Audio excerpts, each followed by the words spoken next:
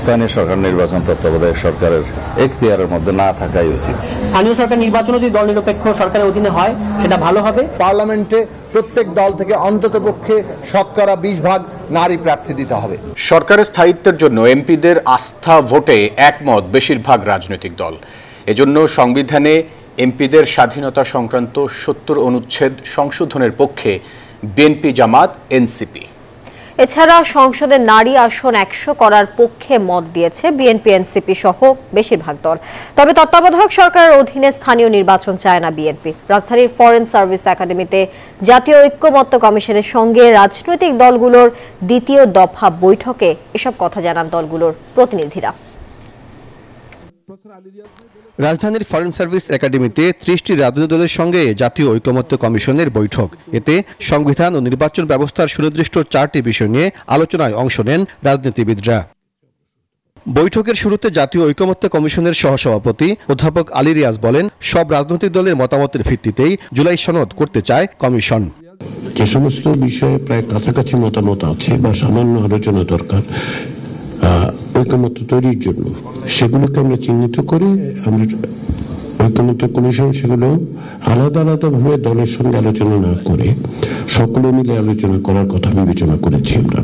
আলোচনার প্রথমে সংবিধানের 70 অনুচ্ছেদ সংশোধনের বিষয়ে মত দেন রাজনৈতিক দলের প্রতিনিধিরা। অর্থ বিল, আস্থা ভোট ও সংবিধান সংশোধন ছাড়া অন্য যে কোনো বিষয়ে সংসদ সদস্যরা দলীয় সিদ্ধান্তের বিপক্ষে ভোট দিতে পারবে বলে অভিমত জানায় বিএনপি ও জামায়াত। এ বিষয়ে কিছুটা ভিন্ন মত রয়েছে এনসিপি ও গণসংহতি আন্দোলনের। অর্থ বিল, নো কনফিডেন্স এবং সংবিধান চেঞ্জ, এই 3টা বিষয় ছাড়া আর সকল বিষয়ে একজন পার্লামেন্ট মেম্বার তার দলের বিপরীতে চাইলে অপিনিয়ন দিতে পারবেন। তত্ত্বাবধায়ক সরকারের মেয়াদ ও দায়িত্ব নিয়ে ভিন্ন মত জানায় বিএনপি, জামায়াত ও এনসিপি। এই সরকারের মেয়াদ 3 মাস চায় বিএনপি এবং স্থানীয় সরকার নির্বাচন এই সরকারের অধীন হবে না বলে মত দেয় দলটি। তত্ত্বাবধায়ক সরকারের মেয়াদ 3 মাস থাকাই উচিত এবং স্থানীয় সরকার নির্বাচন তত্ত্বাবধায়ক সরকারের এখতিয়ারের মধ্যে না থাকাই উচিত। জাতীয় নির্বাচন যেহেতু দল নিরপেক্ষ সরকারের অধীনে হোক, এটা সবাই চায়।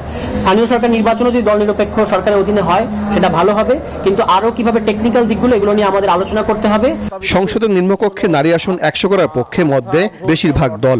তবে তাদের নির্বাচন পদ্ধতি নিয়ে ভিন্ন মত দেখা যায় দলগুলোর মধ্যে।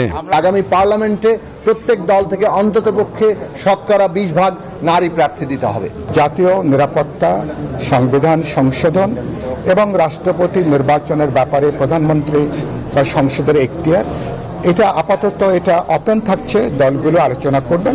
সব সংসদীয় স্থায়ী কমিটির সভাপতি বিরোধী দল থেকে হবে জাতীয় ঐকমত্য কমিশনের এমন প্রস্তাবের বিপক্ষে মত দিয়েছে বিএনপি। দলটি মনে করে কিছু কমিটির সভাপতি বিরোধী দল থেকে হতে পারে। জামায়াত সংসদীয় কমিটির অর্ধেক চায় বিরোধী দল থেকে। সাইফুল ইসলাম, নিউজ 24, ঢাকা।